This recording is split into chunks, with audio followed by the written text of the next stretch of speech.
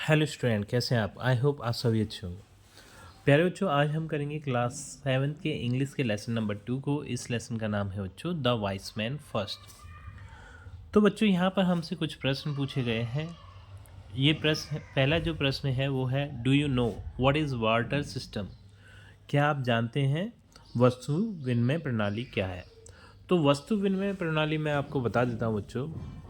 जब हमारे ये रुपए पैसे या नोट नहीं चलते थे, उस टाइम पे हम क्या करते थे, कोई चीज़ हमें ख़रीदना होती थी तो हम एक सामान के बदले दूसरा सामान लेते थे। ठीक है। जैसे कि मुझे बाज़ार से कोई वस्तु ख़रीदना है, मान लो खिलौना ख़रीदना है, तो मुझे घर से कोई सामान लेके जाना पड़ता था उस खिलौनों को ख़रीदने के लिए। तब मैं अपने घर का कोई सामान उस दुकान वाले को देता था, जैसे गेहूँ चावल वगैरह कुछ भी जो मेरे खेत में हुआ है, तो उसके बदले में वो मुझे खिलौना देता था। तो इस प्रणाली को हम वस्तु विनिमय प्रणाली बोलते हैं। तो बच्चों, आपको पता है क्या नहीं पता है, लेकिन मैंने आपको बता दिया है विनिमय प्रणाली क्या होती है। दूसरा ये प्रश्न है, व्हेन वाज इट यूज्ड? ये जो प्रणाली थी वो वाटर सिस्टम जो था वो कब यूज़ किया जाता था? तो बहुत पुराने समय में बच्चों, जबकि रुपए पैसे का या फिर करेंसी का यूज़ नहीं होता था, उस टाइम पे ये वाटर सिस्टम प्रयोग किया जाता था। तो आज इस वीडियो में हम इस चैप्टर को अच्छे से समझेंगे, फिर अच्छे से इसके क्वेश्चन आंसर्स को देखेंगे। तो यहाँ पर हमें सबसे पहले बच्चों एक पिक्चर दी है। इस पिक्चर में हमने देखा है कि एक मार्केट टाइप का, बाजार टाइप का है। उसमें कुछ व्यक्ति खड़े हुए हैं ये, ठीक है, और उनके पास कुछ घोड़े वगैरह हैं ये इस यहाँ। ठीक है। तो क्या चीज़ है ये हम नीचे देखेंगे, इस स्टोरी को जब हम रीड करेंगे समझेंगे। हाँ, तो यहाँ से हम स्टार्ट करते हैं इस स्टोरी को। तो फर्स्ट लाइन दी है, once upon a time there lived a horse trainer in Bhopal who worked for the Nawab of Bhopal. एक समय की बात है, भोपाल में एक घोड़ा प्रशिक्षक रहता था। ये हॉर्स ट्रेनर का मीन्स क्या है बच्चों? घोड़ा प्रशिक्षक, जो कि घोड़ों को ट्रेंड करता है, ट्रेनिंग देता है, ठीक है, जो कि घोड़ों को सिखाता है। हाँ, जो कि भोपाल में एक नवाब के लिए काम करता था। His name was Bhola and his wife's name was Shanti. उसका नाम भोला था और उसकी पत्नी का नाम शांति था। When Bhola retired the Nawab gave him a colt and some money. जब भोला निवृत्त हुआ, मतलब रिटायर हुआ, तो नवाब ने उसे घोड़े का बछड़ा या फिर घोड़े का बच्चा और कुछ पैसे दिए। तो ये कॉल्ट मीन्स क्या होता है बच्चों? घोड़े का बच्चा होता है। घोड़े के बच्चे को हम कॉल्ट बोलते हैं। When the colt grew up to be a horse, they felt that it had a lot of fodder.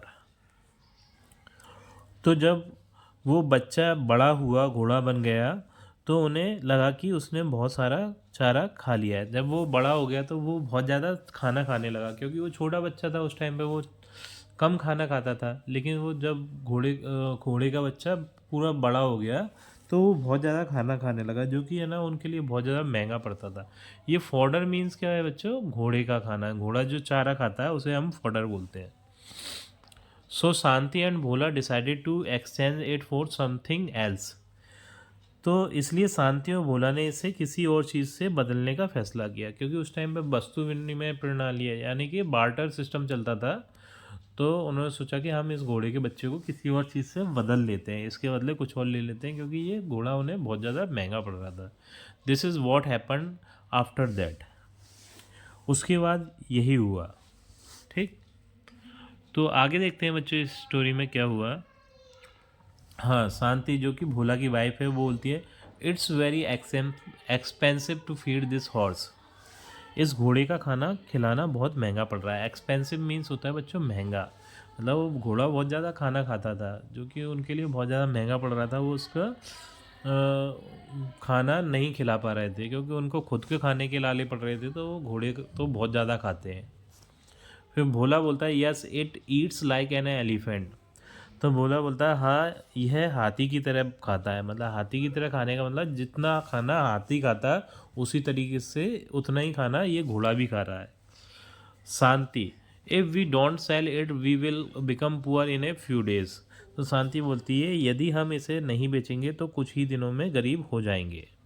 यानी वो खाना खाता रहेगा और उनके पैसे उसी के खाने में खर्च होते जाएंगे और वो एक दिन गरीब हो जाएंगे। भोला बोलता, oh yes, should I take this horse to the market and try to sell it. तो भोला बोलता है, हाँ, क्या मुझे इस घोड़े को बाजार में ले जाना चाहिए और इसे बेचने की कोशिश करनी चाहिए। Shanti, yes this is a right decision. तो उसकी बीवी बोलती है, हाँ ये सही निर्णय है, तुम्हें इसे लेकर जाना चाहिए और इसे बेचने की कोशिश करना चाहिए। फिर भोला बोलता है, what would you like to exchange it for. तो भोला बोलता है अपनी पत्नी से, तुम इसके बदले में क्या लेना चाहोगे। तो शांति बोलती है, just anything, this horse Yeats too much. तो शांति बोलती है, बस कुछ भी, ये घोड़ा बहुत ज़्यादा खाता है, मतलब इसके बदले में कुछ भी आ जाए, क्योंकि ये बहुत ज़्यादा खाता है तो इसे हम अब और नहीं इसका खर्चा उठा सकते। Bhola, do not be angry with me if I make a poor bargain. तो भोला बोलता है, अगर मैं घटिया सौदा करूं तो मुझ पर नाराज़ तो नहीं होगी, मतलब इसके बदले कोई भी ऐसी चीज़ ले आऊं जो तुम्हें पसंद ना हो तो उसके बदले नाराज़ तो नहीं हो जाओगी। तो जो शांति थी वो इस पे बोलती है, have I ever complain to you. तो इसका मीन्स है, क्या मैंने कभी आपसे शिकायत की है। तो वो भोला बोलता है, नो नेवर। तो मतलब जो उसकी वाइफ थी शांति, वो सीधी सादी सी महिला थी, तो उसका जो हस्बैंड कुछ भी डिसीजन लेता था तो उस पर वो शिकायत नहीं करती थी, वो उसे एक्सेप्ट कर लेती थी। ठीक है, अब बच्चों आगे देखते हैं इस स्टोरी में क्या होता है। Shanti, you must leave at once otherwise it will be too late. Bhola reaches the market. He sees a man with a donkey. He thinks a donkey to be more useful than a horse. तो शांति बोलती है, तुम्हें तुरंत निकलना होगा, नहीं तो बहुत देर हो जाएगी। भोला बाजार पहुंच गया। वह एक आदमी को गधे के साथ देखता है। वह गधे को घोड़े से अधिक उपयोगी समझता है। उसे लगता है कि गधा तो छोटा सा जानवर है और वो खाएगा भी कम और वो कुछ काम भी आएगा, मेरे क्या बोझा वगैरह ढोने के काम आ जाएगा। तो उसे लगता है कि मुझे घोड़े के बदले में गधा ले लेना चाहिए। तो भोला बोलता है, hello gentleman, will you give me your donkey in exchange for this horse. तो भोला बोलता है, नमस्ते सज्जन, क्या आप इस घोड़े के बदले में मुझे अपना गधा देंगे। तो वो गधे वाला तो खुश हो जाता है, क्योंकि घोड़ा क्या है, महंगा जानवर है, और गधा थोड़ा सस्ता है। कोई महंगी चीज़ सस्ते में आए तो वो खुश हो जाता हो जाएगा कोई भी व्यक्ति। तो वो मैन बोलता है, the man, oh why not, you can have my donkey in exchange for your horse. तो जो गधे वाला आदमी था वो बोलता, ओ क्यों नहीं, तुम अपने घोड़े के बदले में मेरा गधा ले सकते हो। तो Bhola took the donkey, he walked a few yards, he saw a women's with a sheep. He thought his wife would like to have a sheep in place to a donkey, so he went up to the lady. तो भोला कुछ आगे बढ़ता है, तो भोले ने गधा ले लिया और वह कुछ गज चला। ठीक है, उसने एक स्त्री को भेड़ के साथ देखा। उसने सोचा कि उसकी पत्नी गधे की जगह भेड़ पालना चाहेगी, इसलिए वह महिला के पास गया। मतलब उससे भोला को ये लगा कि इस गधे से तो अच्छा मैं इस भेड़ को ले लेता हूँ, क्योंकि मेरी जो वाइफ है वो इस गधे की जगह पे इस भेड़ को देखकर बहुत ज़्यादा खुश हो जाएगी।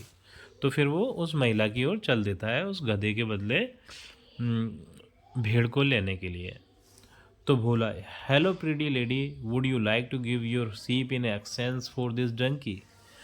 तो भोला बोलता है, हेलो सुंदर महिला, क्या आप इस गधे के बदले में अपनी भेड़ देना चाहेंगी। तो वो गधा उस भेड़ से बच्चों महंगा था, तो कहीं ना कहीं वो फिर उसके साथ यही हो रहा था कि वो महंगी चीज़ के बदले सस्ती लेना चाहता था, तो कोई भी इस सौदे को मना नहीं कर सकता था। तो वो तुरंत महिला तैयार हो गई होगी। The women, oh with great pleasure, you can have my sheep in exchange for this donkey. तो महिला बोलती है, ओह बहुत खुशी से, इस गधे के बदले मैं तुम मेरी भेड़ें ले सकते हो। While passing through a yard of cattle in the market, Bhola saw a boy carrying a hen. He thought that it would eat less than the sheep, so he went up to the boy. बाजार में मवेशियों के झुंड के बीच से गुजरते समय भोला ने एक लड़के को मुर्गी ले जाते हुए देखा। उसने सोचा कि यह भेड़ के से कम खाएगी, इसलिए वह लड़के के पास गया। अब उसे वो जब भोला बाजार से जा रहा था तो उसे एक मुर्गी दिख गई वहाँ। एक बच्चा उसे लेकर जा रहा था, तो उसे ऐसा लगा कि ये मुर्गी भीड़ से कम खाएगी। तो भोला बोलता है, hello hello little angel, would you like to exchange your hen for my sheep. Bhola उस बच्चे से बोलता है, हेलो नन्हे फरिश्ते, एंजल मीन्स होता है बच्चों फरिश्ते, क्या तुम मेरी भेड़ के बदले में अपनी मुर्गी देना चाहोगे। तो the boy smiling, yes you can take my hen in exchange for your sheep. तो जो लड़का था वो मुस्कुराते हुए, हाँ तुम अपनी भेड़ के बदले मेरी मुर्गी ले सकते हो। तो जाहिर सी बात है बच्चों, ये भी सौदा उस लड़के के लिए बुरा नहीं था, क्योंकि उसे एक छोटी सी मुर्गी के बदले एक बड़ी भेड़ मिल रही थी। The Bhola met a girl carrying a basket of mangoes. फिर जो भोला था वो एक लड़की से मिला जो कि अपनी डलिया में मैंगोज आम लेकर जा रही थी। ठीक। तो Bhola, hello little fairy, what have you got in your basket. Bhola बोलता है, नमस्ते छोटी परी, तुम्हारी टोकरी में क्या है। तो वो लड़की बोलती है, ग्रीन मैंगोज, यानी हरे आम, जिन्हें हम कैरियाँ भी बोलते हैं, वो उसकी टोकरी में थी। अब आगे बच्चों इस स्टोरी में होता है, Bhola, my wife loves to eat chutney and these mangoes will make delicious chutney, will you give me your mangoes in exchange for my hand.